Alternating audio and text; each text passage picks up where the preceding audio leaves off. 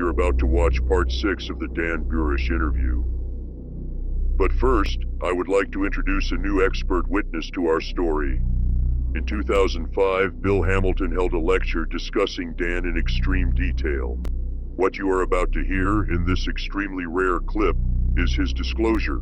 Bill speaks of GPs, the alien treaty, the doctrine of the convergent timeline paradox, and the reason, according to Dan, of why there is such secrecy surrounding the alien phenomena. If you find this kind of content interesting, I hope you all will subscribe to my channel. Thank you for watching The Storyist. By the way, note that. I have a lot of information I keep putting out there. Okay, next. Okay, now I'm going to introduce you to the man here, Dr. Dan Burisch, previously known as Dr. Dan Crane. He had his name legally changed in Las Vegas, Nevada. I have the court record on that. He showed an aptitude for microbiology when he was a young boy. He got his first microscope when he was only 5 years old, and his first telescope a couple of years later. When he was only 8 years old, he was taken under the wing of the director of pathology for a major hospital in California. He was born here in California, Southern California. And I recently found out he had a reunion meeting with this doctor in Las Vegas recently. And he's very precocious. He's a brilliant man. He was taught the art and science of histology, medical microbiology very early on. So let's go to the next one. Dan was recruited in 1986, according to his story, and he is putting it down in detail in a video debrief right now. I'm going to just pause for a moment to tell you that what I'm telling you has become extremely controversial, just like the Bob Lazar case. But to an extreme degree, there's a lot of polarization. There are certain individuals on the internet who have called Dan directly a fraud and a lot of dirty names, okay, which he doesn't deserve. Others who idolize him, okay, that's not me either. All I did was, and I was alerted to the document that was leaked called the Q94 document. It was the most technical document I had ever seen. It had a lot of biological, microbiological terms in it. I first saw it in 1999, negotiated with the lady who sent me a copy, who was going by the name of B.J. Wolf at the time. That was just a pen name that she had on a book called Eagles Disobey, and it was about Inca City on Mars. And it was ghostwritten for Dan and two of his compatriots. And so she had to learn more and more about Dan. She said as she did, she found out that he worked up at the Site 4 facility, Area 51. He was in black operations. Found out more and more about him, which story was not the complete truth. But it was enough to hook me, and in April 2002, she asked me for some help, and because her original intention was, we're going to spring Dan. And I'm going, oh yeah, right. What we'll do is we'll pick him up in a car, we'll transfer him to another car, we'll drive him down to Hollywood, and I'll put him on a TV station just like that. Boy, was I dreaming. I don't know what I was dreaming that night. Anyways, that wasn't about to happen. Before I left for Las Vegas to meet with Marcy, she called me at work on a Friday in the late afternoon before I left, and she said, how would you like to meet Dan when you come here? And I said, can you arrange that? And she said, yes. And so I went over there in April 2002, walked into our meeting place, which was in a library, and I first saw Dan sitting at a table. He had a briefcase open. He had paper spread all over the table. I was dressed casually, but I have a lot of hats, and I had one of these baseball caps that said U.S. Air Force on it because I was in the Air Force. He saw this. He just grabbed all this paper, stuffed it into the briefcase that he had, shut the briefcase, grabbed it, and ran for the elevator. I said, whoa. I said, what's going on, Marcy? She says, I'll handle it. I'll be back in a minute. She went, tried to explain things to him. About 5 minutes later, came back into the room, back into me, and he shook my hands, and the first time he was shaking. He says, you understand I have to be careful. And I said, can we talk? And he says, let's go to a private room. We got a private room. My first talk with him lasted about an hour, and I asked him questions. And during that time, he answered one question in such a strange way for a man who was a scientist that I about fell out of my chair, because only somebody who had some contact with an alien would know this. And he looked at me and he said, you know, the aliens are numerologists. I went, yeah, I know that. How do you know that, right? And we got into a study of the special numbers that they like the number 9, which is a key number. This is why they renew their treaty every 9 years. 2003 was supposed to be the last treaty signing. They said, delay it 1 year till 2004. Why did they do this? Because of something he again told me during that first meeting called what drives the whole program, the reason for the cover-up, which doesn't have to do with the fact we have ETs in our skies, is because of the doctrine of the convergent timeline paradox. And I said, oh, what? What are you talking about? He said, well, you see, the treaties were renewed every 9 years all the way up to the year 2012. Oh, 2012, boy, that rings a bell. Yeah, he said, well, we've been there before. That's when the catastrophe happens. And we're trying to sidestep around the catastrophe. You can't tell the people that. Where's this alien from? He's us from the future. 52,000 years from now. Huh? Time-traveling aliens that are us? Why is he in this gray form? He says after the catastrophe, a period of time, the human genome split. And one became the J-Rods and the other became tall, blonde Nordics. So that it was like you take the left brain and split it from the right brain, right?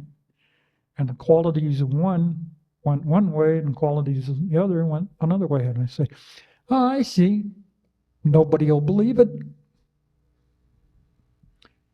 Here's Dan at an earlier time standing outside the little alien.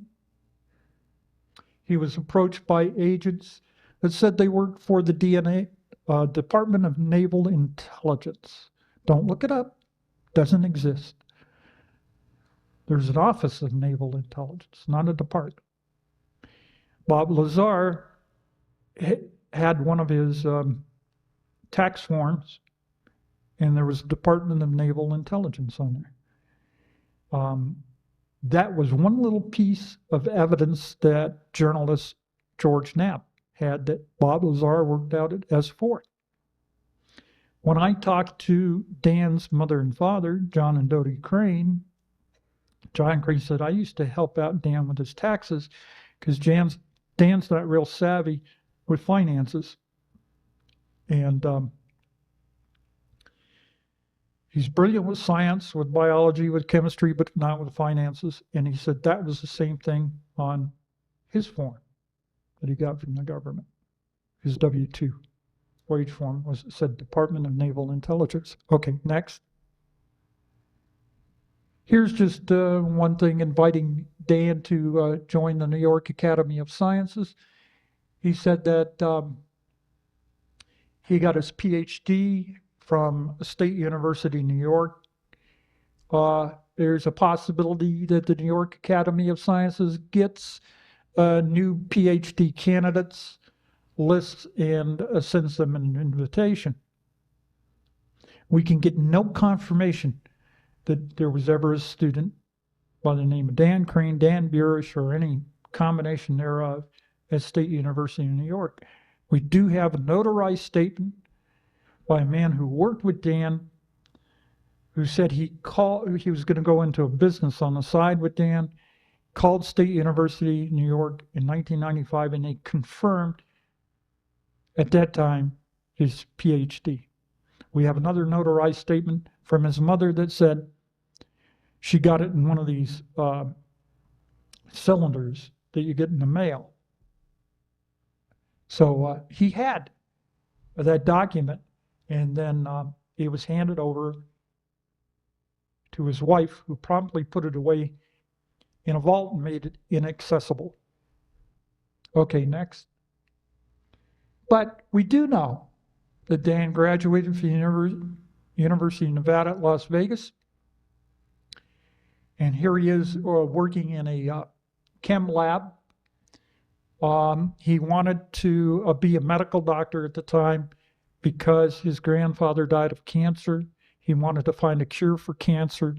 He was excellent in the field of biochemistry.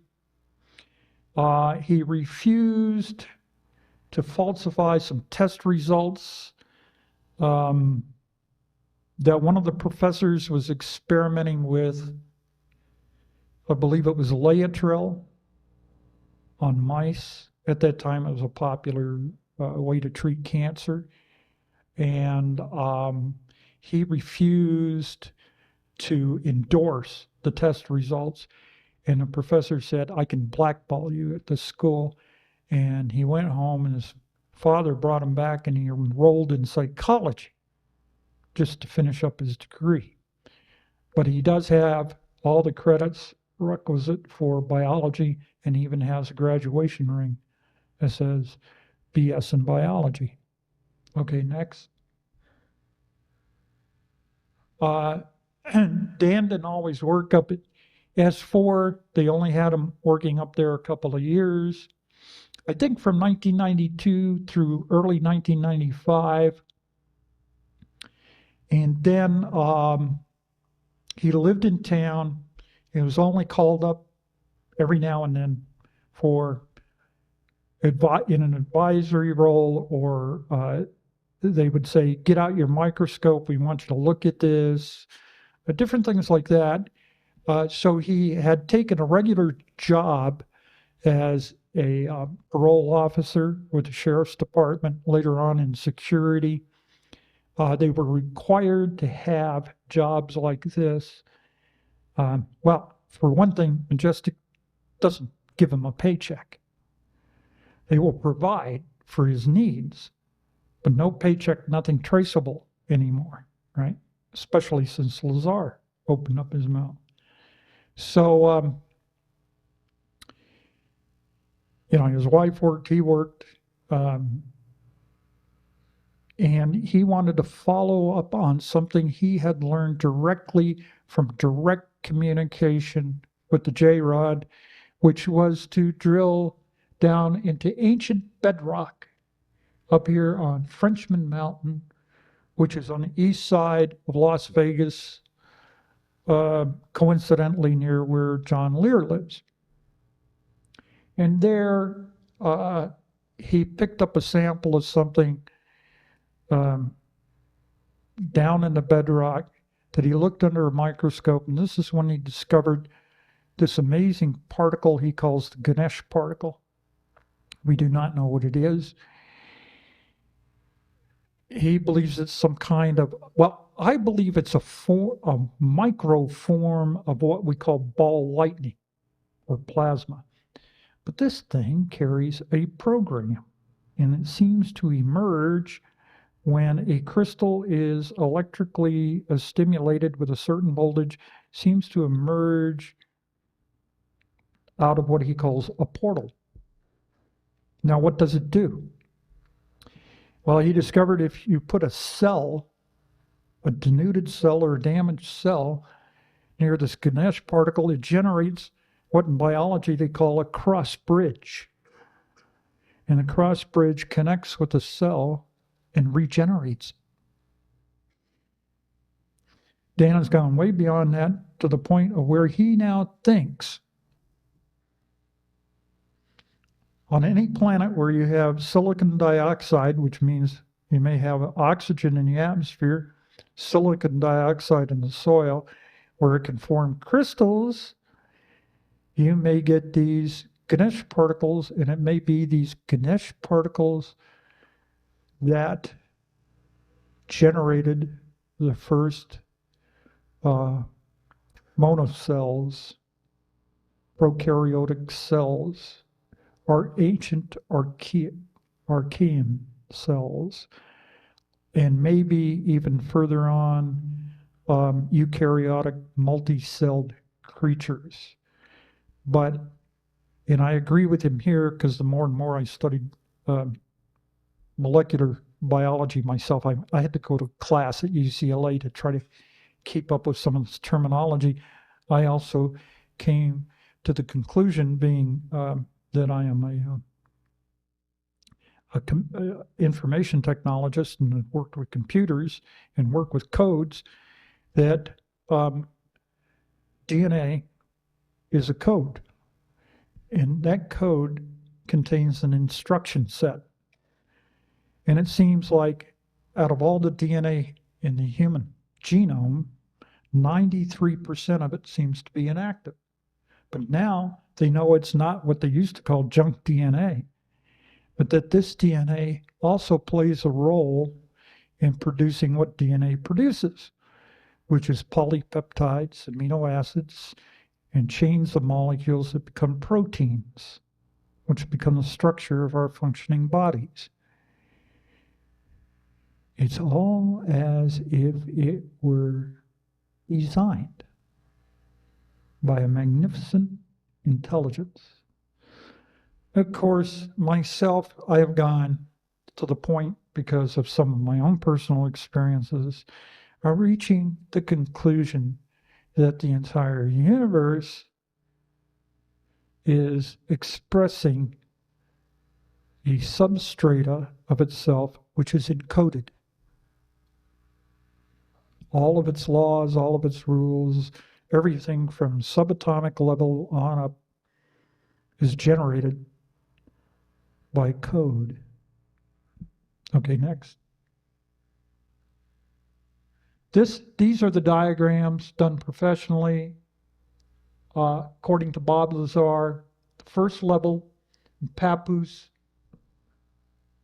is actually Papoose Mountain, not Papoose Lake. Papoose Lake's on the other side of Papoose Mountain. It's just a dry lake. Carved into the base of the mountain is a lab containing 9 hangars with 9 separate discs. Like he said, we don't know how we acquired these, whether they crashed, whether they were given in exchange, whether we shot one down. But he worked on one particular model he called the sports model, because it was like a jazzy sports car. Okay, next.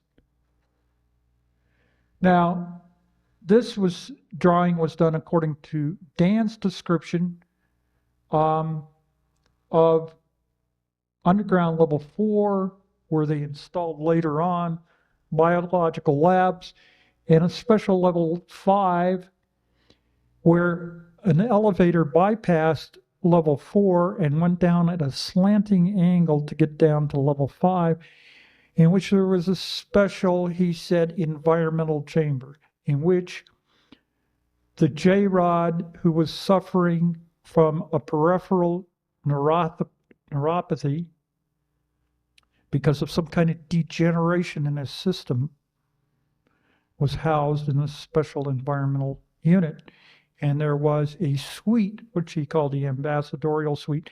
And you'll hear and see Dan talking about that soon if I hurry up. Okay, next. This is a drawing that Dan did of the degenerated J-rod from reticulum 4. Okay, next. Here's just a star diagram of zeta reticuli 1 and 2. Next. Here's a picture of Dan spending his time looking through microscopes. Next. Here's a photomicrograph showing a Ganesh particle emerge through a portal. Okay, next. Here's just a scheme he has called Hyperspace to Earth, a notion of how the lotus works. He calls the whole thing lotus. And he believes it comes from a divine source. Okay, next. More micrographs of the Ganesh particles.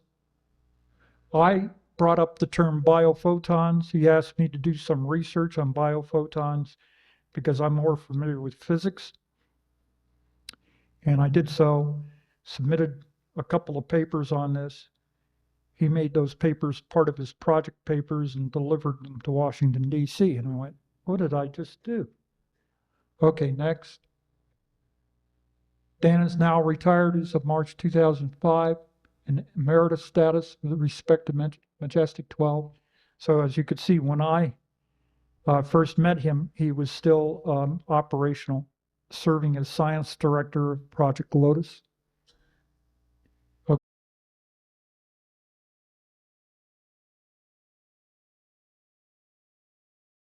Group, they're not even really true Illuminati. I mean, that's a word that comes back meaning enlightened ones. And these people are not enlightened. They're simply under the influence of a false light. That the differences between the two then have raised itself to rancor, even though they share much in common with each other. However, on the Majestic side, you have a lot of God-fearing people too.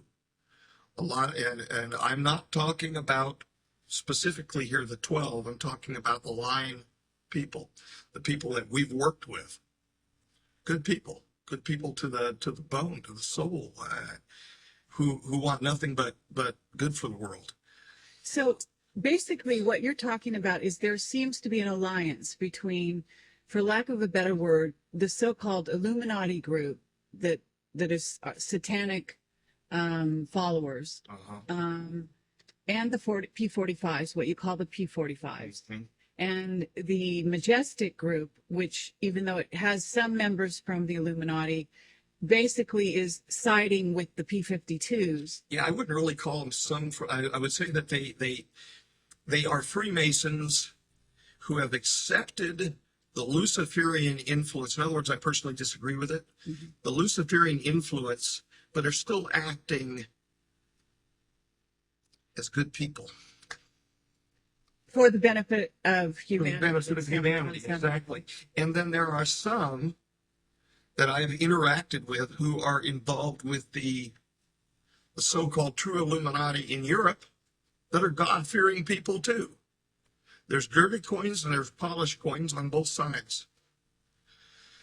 However, the dirty coins make up the vast majority of the group on the European Illuminati side. Okay. So now let's get to the timelines and explain just briefly, since this gets over into the future and 2012, what the P45s, meaning they are from the future, 45,000 years ahead of 45,000 years ahead on a separate timeline than what we are presently on, or a timeline that we could transition over to from where we are now. So, if we are to accept that we transition, God forbid, from timeline 1 to timeline 2, they would be considered 45,000 years and 52,000 years, respectively, ahead of us. The individuals who dumped near Roswell, New Mexico, back in the 40s, were approximately 24,000 years ahead of us in timeline 2. And that was a mission return, an Earth-to-Earth time travel mission. That we're on timeline 1, I'm assuming you're saying, and we're headed for 2012, and theoretically, a catastrophe that may or may not happen. Right around now, yeah. Right around now. Yeah. And this catastrophe, has this got anything to do with Planet X?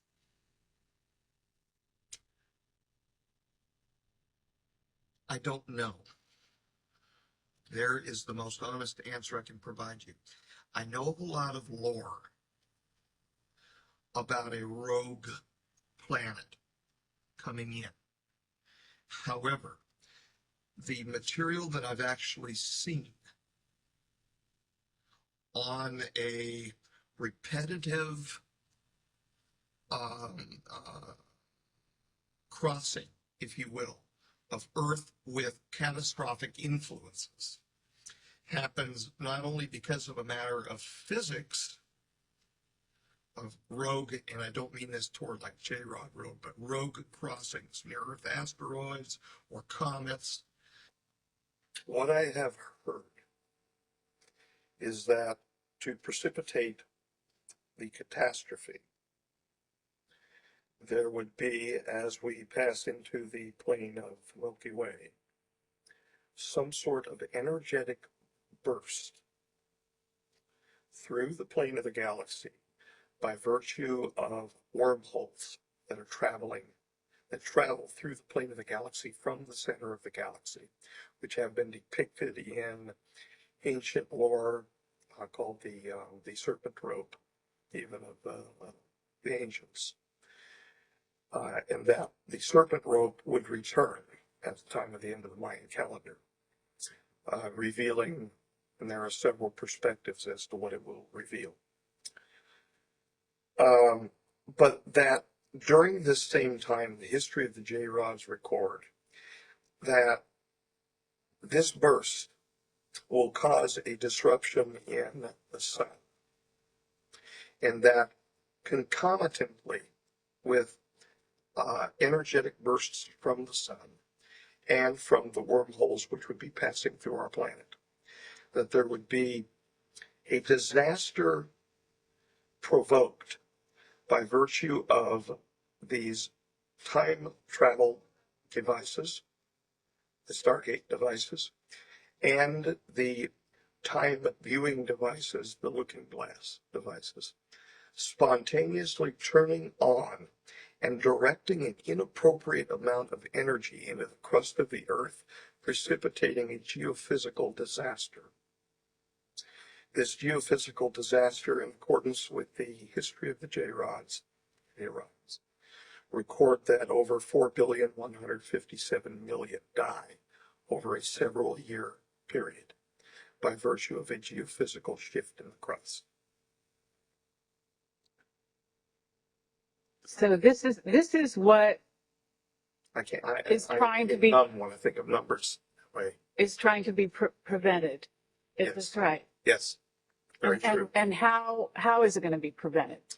By the disabling and the destruction of such technology, that we will naturally then pass through the serpent ropes. The bursts will occur, whatever that means. I haven't physically seen it.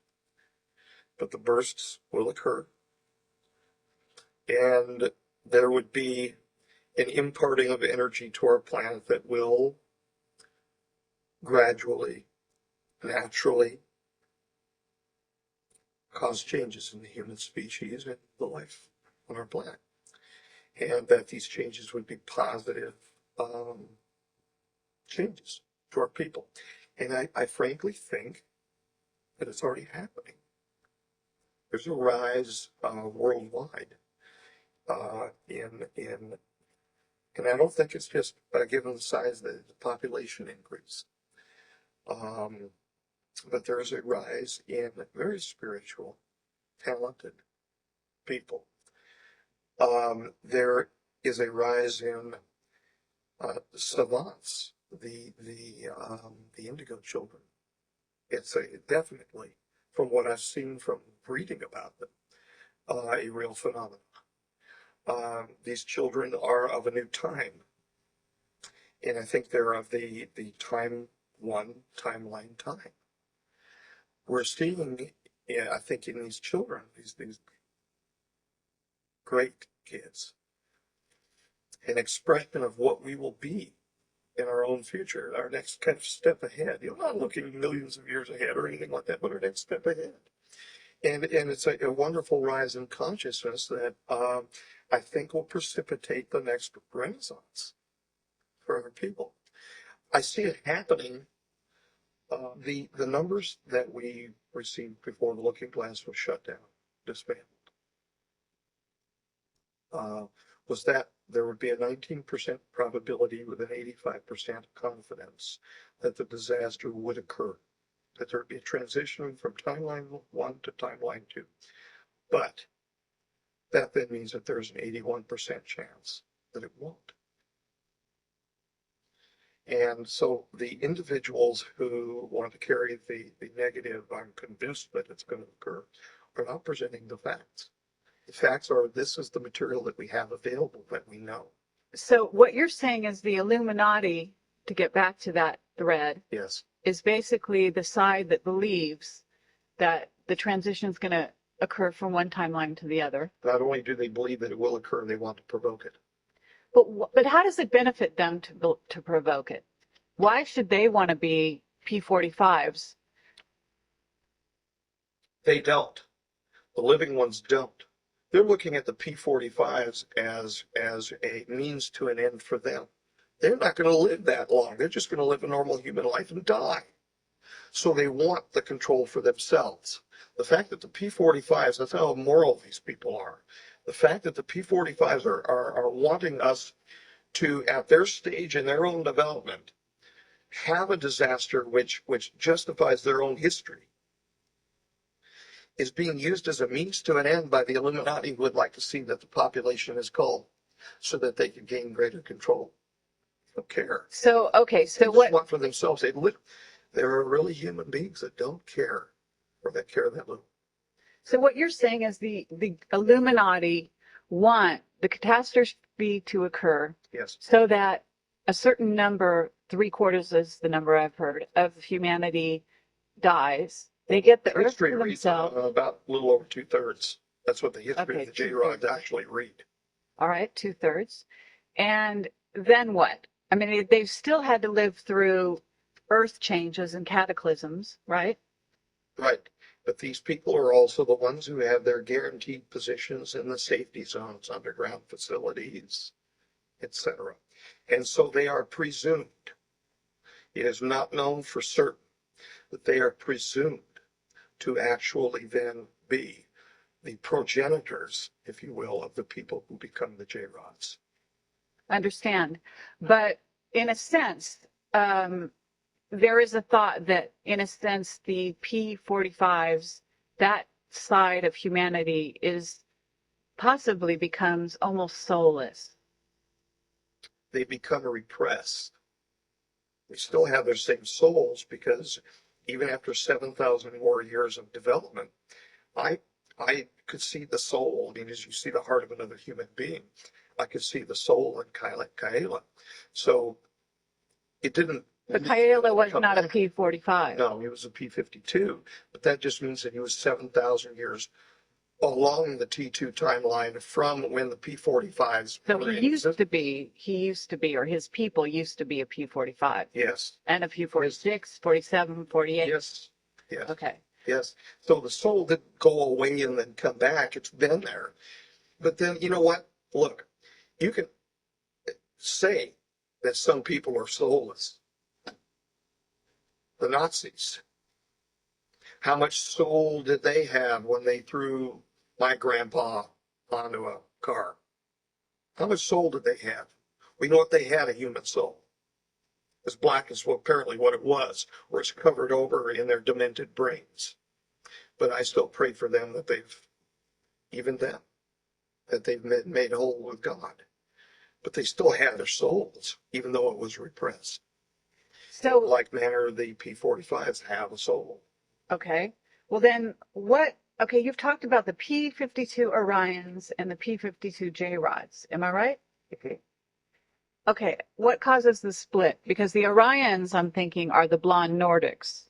They're the ones that prefer to stay out of the safety zones when it happens. They are the survivors who do not go underground. Are these good? Is this a good division of humanity? I mean, the P-52 I don't Orions, consider any Nordics. division of humanity good. I consider them the more positive of the two because I consider the positive aspects of humanity to be the spiritual aspects. So you're saying the Nordic line is spiritual, Yeah, more extremely, spiritual. extremely. Yeah. Okay. So how does the Nordic line, I mean, you say they stay out. They actually move off from Earth first. The J-rods, or the precursors to the J-rods, stay on Earth for a great deal of time. Well after 24,000 years from the time of the transition, like 24,000 years from now, because there were 24 or so thousand years ahead of us when they crashed in Roswell in 1947. Those were 24s. They stay. The Orions move off first to the place after the reestablishment of a society on the surface of the Earth. Technology is refurbished, etc. They move off to the place where the Ark is held. Which is where? Our nearest body, the moon. The moon. Where on it, I'm not going to say. Okay. Well, this It's gets having into, to defend against the possibility of timeline 1 transitioning over to timeline 2 in a manner different than I've been told. And I'm not going to be the person who hands off the wrong information. so, okay, but you're saying the Nordics are going to get off Earth if the catastrophe happens, or regardless, They leave after, after the catastrophe happens. presumably several thousand years after it happens. They Several leave. thousand years. Yeah. Oh, I was To getting the the moon. impression you were talking about Not them really. going on spaceships or something. No, they move off to the moon several thousand years via spacecraft. They get to the place where the Ark was held, and they reestablish a new community. From there, they move to Mars. From Mars out to Orion. So Talking a lot of time here. the face on Mars is I hope you enjoyed part 6 of Dan's interview from Through the Looking Glass. Before we conclude the video, let's listen to Dan explain to Bill the details of his time spent with J-Rod at the Groom Lake facility. The level of consistency in his story and his body language represent that Dan is either an award-winning actor or what you have heard here is true. I hope today's video has intrigued you to stay tuned for part 7 of Dan's incredible revelations. Okay, the first question, Dan, they want to know is, where did you work in the mid-90s, and how did you come to be employed there? Well, several locations in the mid-90s. I had some cover positions here in Las Vegas, which made me look like a good old-fashioned Joe. In fact, I had had some police experience at the late 80s. You're probably centering your question around work for the government. In 1986, I was approached while working as an undergraduate student in Dr. Bert Barbero's office, in his parasitology laboratory, to be exact. I was looking through a scope at the time. 3 gentlemen walked into the laboratory, closed the door behind them. There was 2 uniforms and a suit that were present.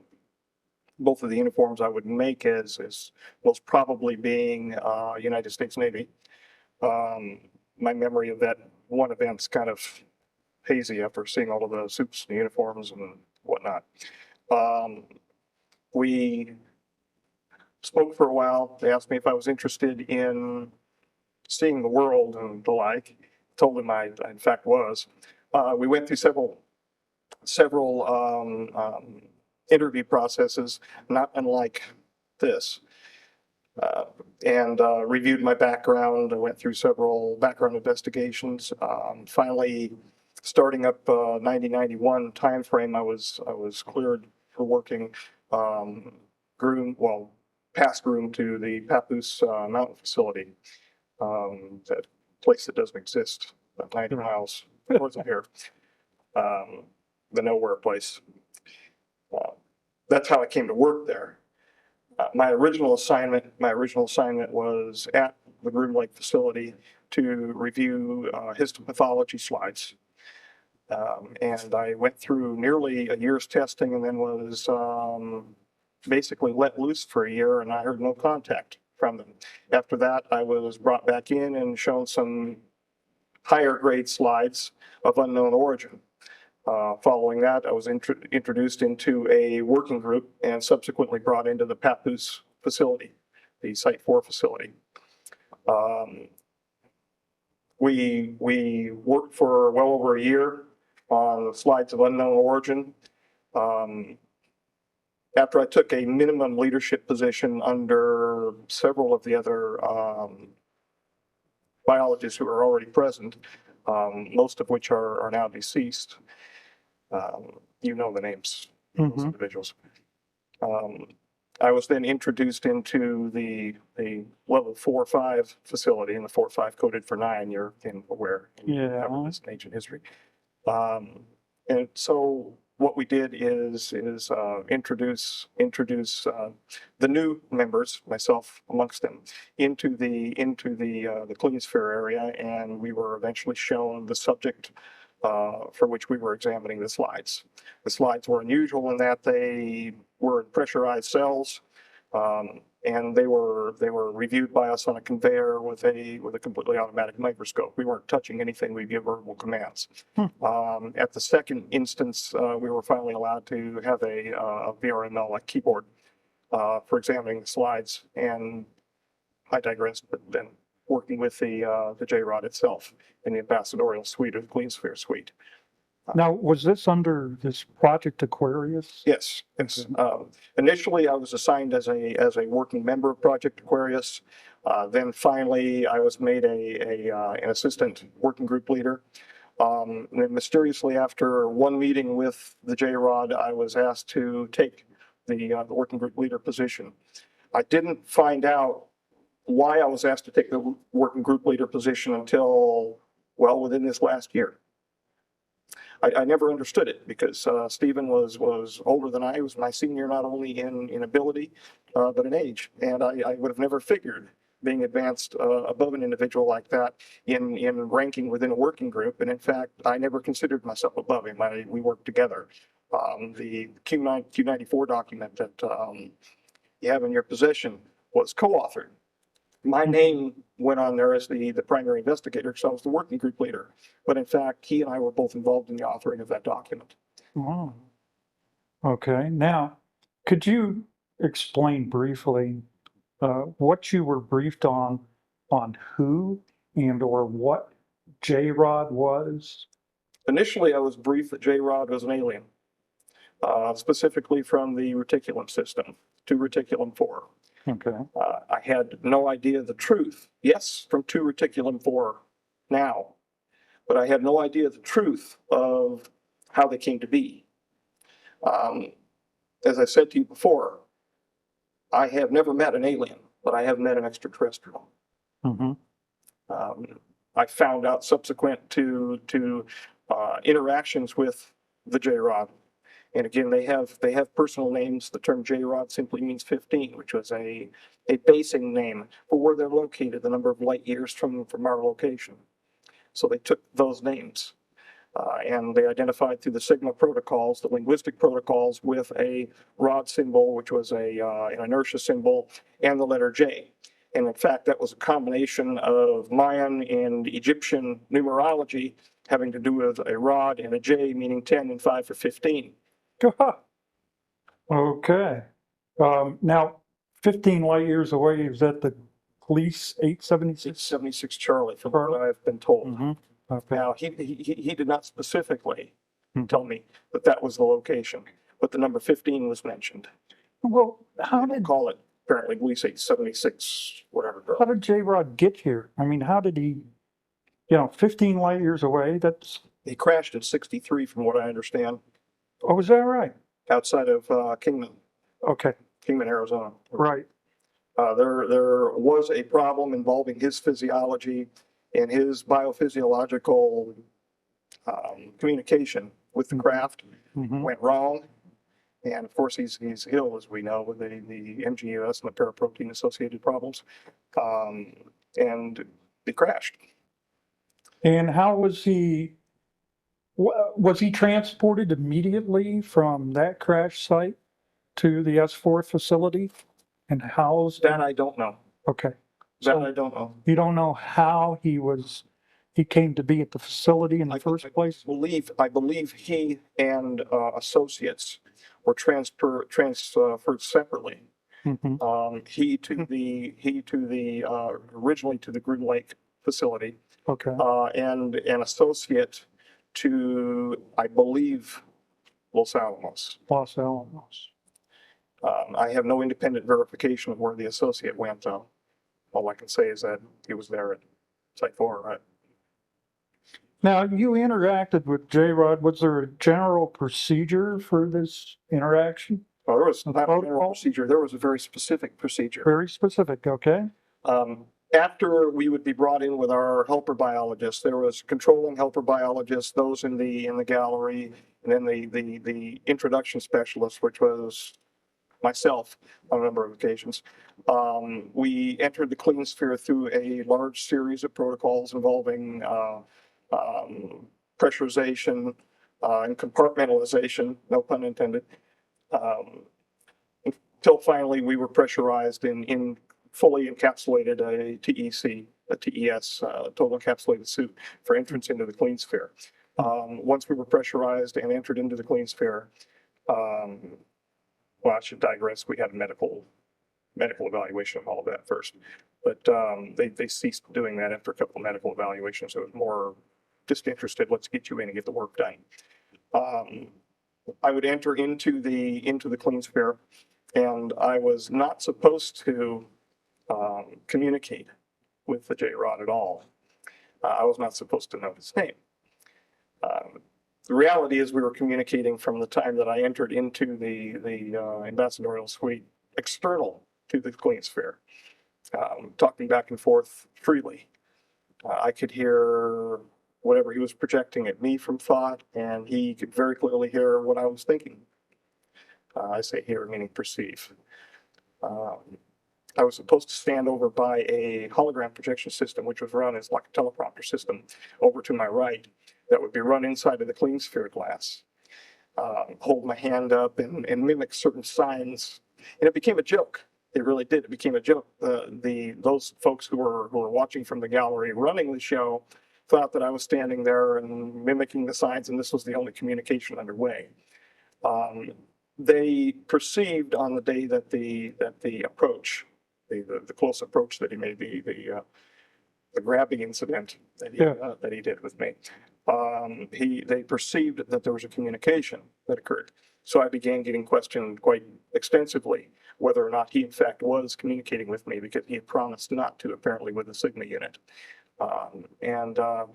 I alluded to the fact that there was conversation underway, but I didn't talk about what it was until, of course, I was caught in my research protocol forwarding ideas that were somewhat different than what they expected, where they expected my private research was going to go. And this is much later. And at that time, the deal was brokered to find out about the doctrine for the convergent timeline paradox. I told them a little bit about what he showed me, a little bit, and they told me a little bit about the DCPP. Now that you brought that up, which implies travel through time as well as space, and you said that J-Rod was retrieved from a crash near Kingman. Was he at that time just traveling through space from the staging area, or do you Yes. know? Yeah, okay. Yes. He wasn't doing any time traveling at that point. No, not as far as I'm aware. Okay. Not as far as he told me, no. Can you describe J-Rod to us, what he looked like and how he behaved? Yes. Okay. The gentleman Okay. with which I was associated was approximately 3.5 feet tall. He had a dark brown appearance, very ruddy appearance to his skin. He was in a highly pressurized clean sphere. He exuded glycoprotein-like material through pores on his skin, which was associated with the neuritis, the neuropathy that we were dealing with. Did this have an odor to it? I don't know. Okay. I don't know. I couldn't perceive any odors whatsoever. I was inside them. But I would imagine, but I have no data set to say what it would have smelled like. And in fact, there was nothing I read that indicated whether or not there was an odor. Why? I'm wondering. You've asked it before. That's why I'm wondering. Well, yeah, I've heard about this a secretion coming through the pores of the skin before, and there have been those who've had encounters who say they could smell an odor Okay. from the skin. All right. Where were we? You were describing. 3.5 feet, large head in comparison to torso. So the ratio of cranial to the torso area would be larger than in what we would call a modern human being. Large bulbous black eyes. The whites of the eyes had been selected out. So it looked like large pupil, basically. When you look into his eyes, you feel like you're going to fall into his eyes forever. And I think that probably had something to do with the telepathic nature of his mental structure. Large arms, large length. 4 very thin, sinuous fingers. Nails, not as long as presented in some of the images that you've showed me in the past. Once done by Tom Mack, was it? Bill Uhouse. Oh, yeah, that's it. The Puppet Master Mhm. photos. I'm smiling because the Puppet Master leads me to other nicknames. Right. Yeah. But he was hunched over most of the time, could not support himself fully, given muscular atrophy, and that had to do with the peripheral neuropathy which he was suffering. So he would grunt and move toward me almost in a flopping fashion. Feet were large in comparison to what we would say our feet would be. How many toes? Unclothed 4. 4. Yeah, he was unclothed, Mm-hmm. which bothered him. He wanted to wear clothing and was refused and returned. Called himself captive, and justifiably so. His feet were unusual in that his plantar area had a very large knob underneath what we would call our heel. His facial features were grotesque in comparison to what he showed me what normal would be. He was Normal of his type. yes, Mm-hmm. yes. He was bilaterally symmetrical to the extent that the disease process was not changing his facial features. Nose was recessed. Not a nose like we have, but basically two operculum, 2 orifices. An extremely small mouth. A hard palate, no teeth. His musculature, again, it was suffering from the problem at the myo-neural junction due to the Do neuropathy. you have any idea what his chronological age was? 622. 622 years. Okay. What is And the normal life? that I don't know. Okay. That I don't know. That number 622 is now used as an important number within the community. Okay. A reference, a request from 622 or a report from 622 could be from anybody.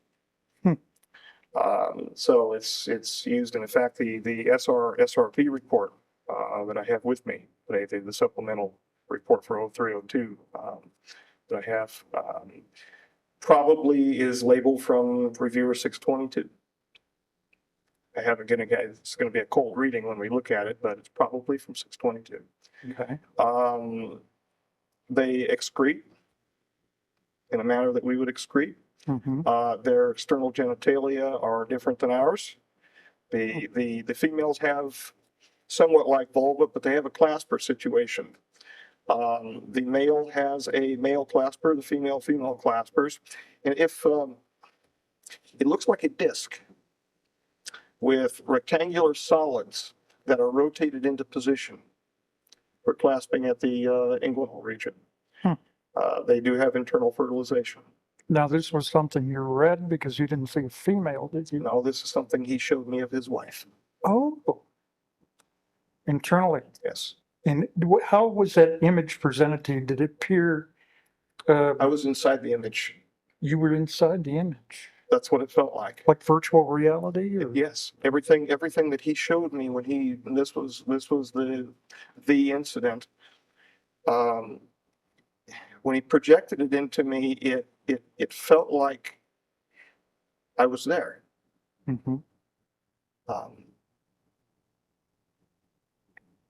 My sensations were heightened.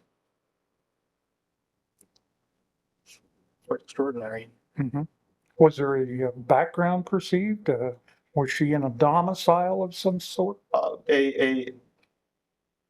Excuse the pun, a gray surrounding, very, very dull, drab surrounding, almost like a concrete evacuation center. Where you'd have evacuation zones underneath the hotels in case of mass casualties or mass disaster, where it was a very clinical environment.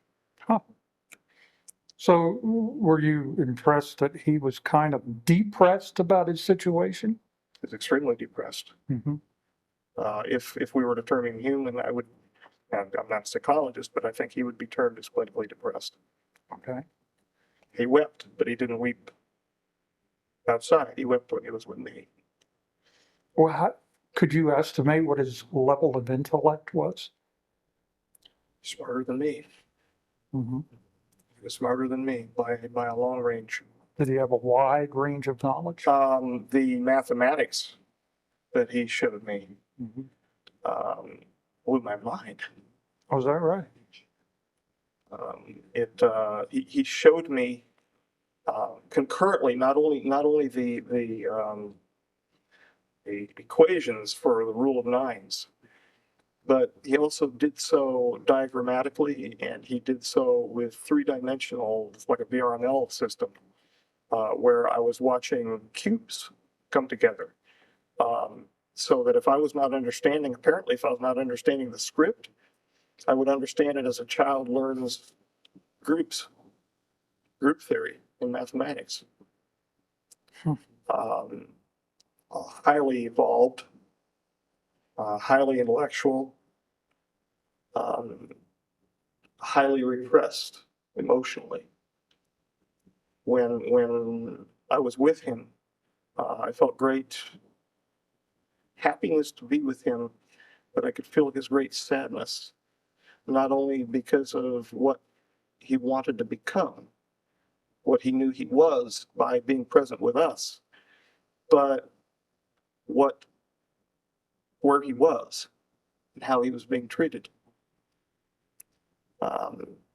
He was not part of the group that has to be catered to involving the T9 treaty that was just signed. He wanted to help. He was willing. When I went in, for God's sakes, I took well over, nearly 300 individualized aspiration samples from his neurological system. He would hold his arm out for me to take them. There was no pain medication. And whenever I would fire the introduction system to remove the sample, it was an aspirative emulsion system, he would cry. And then he would just stand there and look at me. There was a suction, wasn't there? Yes. Yeah, in fact, I would bring the sample after the initial removal from his tissues into the introduction system, and then approve it and move it from there to one of the helper biologists. Usually it was Robert, outside of the clean sphere, and then he would move it from there to be handled under our normal protocols. It was a level 5 pastor, BNBL system. He'd just stand there and take it. So, do you feel the communication that he established with you when you were in contact with him, could he extend this communication over any distance? 60 feet, 60 feet. definitely 60 feet. Okay. It's So- 60 feet from the center of the clean sphere to the introduction ramp going down into the ambassadorial suite. So at least 60 feet. So you don't feel like he's been in communication with you since that time? No. Okay. Was it selective in some way? Was it willfully selective on his part who he wanted to? Yes. Yes. The folks that And I'm sorry. The folks that wanted to find out what he was saying to me, they knew darn well that he was communicating with me after a while, because I was smiling. I couldn't help it, because we were actually joking back and forth. And they didn't know. They didn't have any clue. They didn't have any clue what he was saying. So it hadn't been selective. They certainly wouldn't have pressed me like they did after I woke up from the big attention scenario. I woke up outside of the clean sphere. I was drug out of there by Stephen. He finally got a secondary suit on and drugged me out of the clean sphere. No, they had no clue. They had no clue what he was saying. I'm sure of it.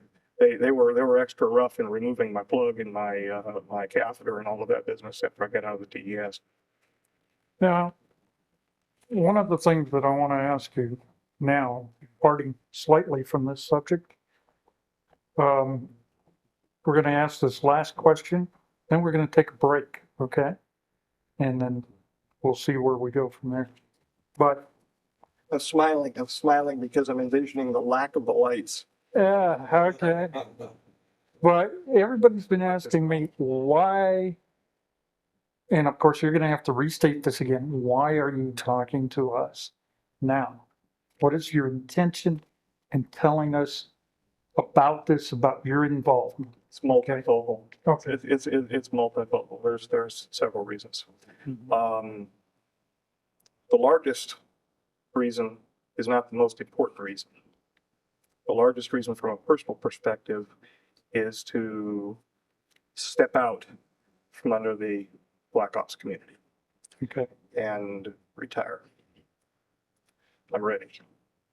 I told you before, I can see myself walking along the pond and not being bothered by anybody except for maybe a bird here or there, and taking a sample and just taking my time and looking at it for fun, for enjoyment. And you're worried about your health, right? And about, Well, my health is degrading. There's no doubt about that. The heart disease that I have is in fact degrading my health. Time is coming. I don't know how long that is, and of course that's within God's providence. so you would like to maybe have some freedom, to have some time Yes. of your own, Yes. to go to Walden's Pond or something, right? And study the life. Disappear at Walton's Pond. Right. There are other reasons too. Okay. Now, without yelling the poor me scenario. All right. Yes, people have a right to know. I mean, that's, other folks have screamed that. Some of them, I think, real. Some of them phony as a $3 bill. Yes, they have a right to know what is going on. They have a right to know because this is their future. Or maybe not. And it depends upon our wisdom or lack thereof. This gets me thinking. The one thing that we've heard from the Brookings Institution study, the famous clamp study, was this would cause a great social upheaval. It would destroy our social bonds, our religious bonds. And in fact, I know I'm digressing, but I ramble.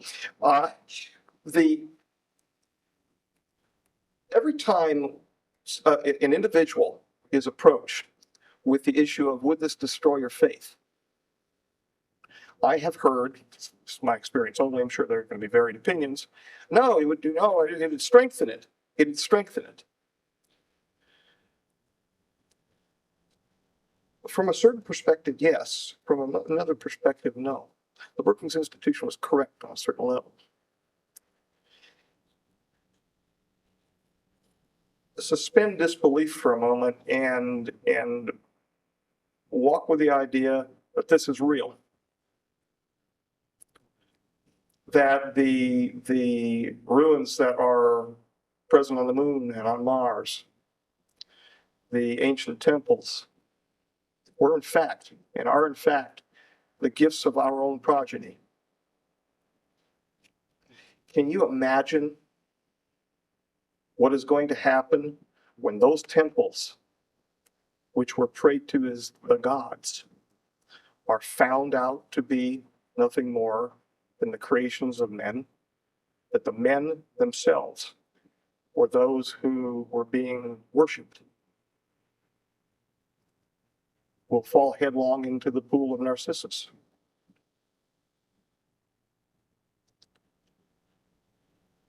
And maybe that's a good thing. Maybe that's a good thing.